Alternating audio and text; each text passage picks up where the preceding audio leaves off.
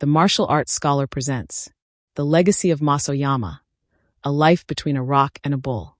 Mas Oyama, born Choi Baedal on July 27, 1923 in Korea, a region under Japanese rule during that era, was born into a gentry family in a province now known as North Gyeongsang.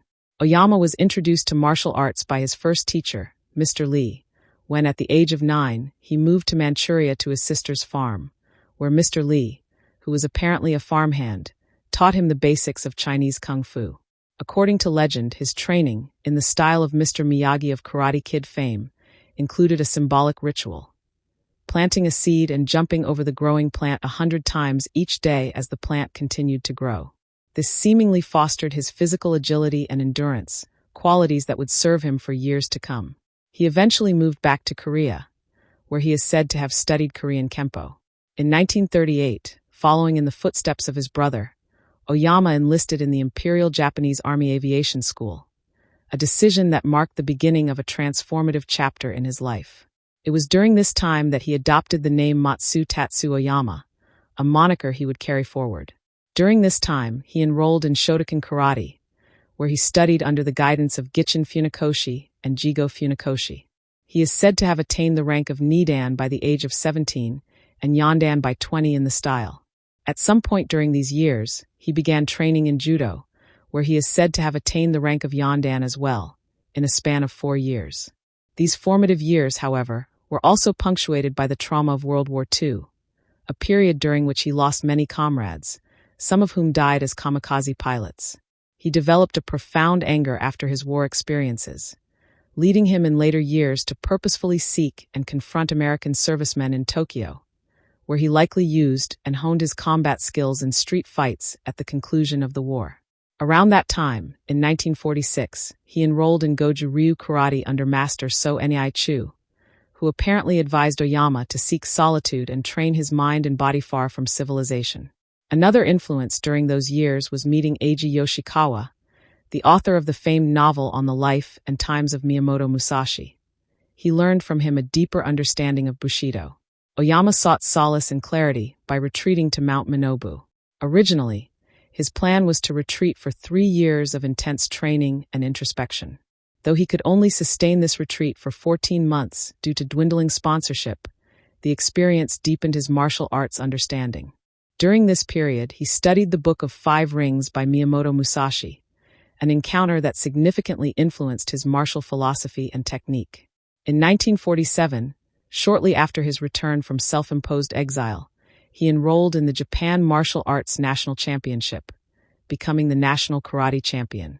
However, Oyama felt a lingering need to prove himself through further isolation. Having had to cut short his original self-retreat, he again secluded himself for 18 additional months, this time at Mount Kayasumi, culminating in a total of 32 months spent in silent dedication to martial discipline. During this second exile, he intensified his training, doing so for 12 hours straight each day and becoming one with nature, while further conditioning his body and mind into a deadly weapon. He engaged in extreme training, including makiwara training and smash and break training, features that would later be the hallmark of his style, where for him, a karate that ignores breaking practice is no more useful than a fruit tree that bears no fruit. He also always emphasized Zen practice as an integral part of karate training. Starting in 1950, he began engaging in demonstrations of his prowess by fighting up to 52 bulls, and he allegedly killed 3 with 1 strike and chopped off the horns of 48 with his powerful chopping technique.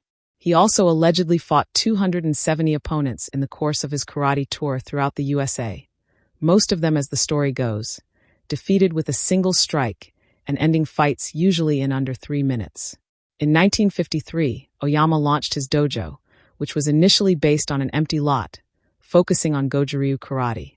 He eventually moved his operation to a formal studio in 1955, which ironically, in contrast to the hard style of karate now taught there, was formerly a ballet studio. Oyama's prowess would soon lead him to evolve his teaching methodology, fostering a reputation for toughness and intensity, which culminated in the establishment of Kyokushin, or the Ultimate Truth, officially founded in 1957. At that time, he had 700 students despite the well-known high dropout rate from his dojo, given his grueling and rough style of teaching.